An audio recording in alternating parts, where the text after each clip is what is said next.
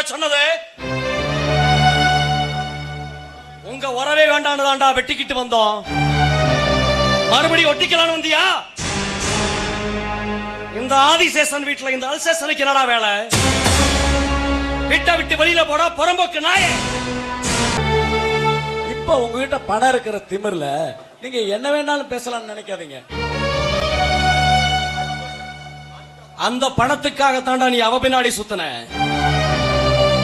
பணம்னா பணமே வாய திறக்கும்னு பழமொழியே இருக்கு.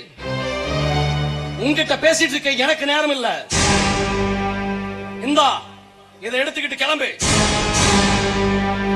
எனக்கு உங்களோட வெட்டி நாயகம் பேச நேரம் இல்ல. முத இந்திராவை அனுப்புங்க, நான் கூட்டிக்கிட்டு போறேன். இத பாடுறா, விடிய விடிய ராமாயணம் கேட்டு சீதைக்கு ராம சித்தப்பங்கிற கதைய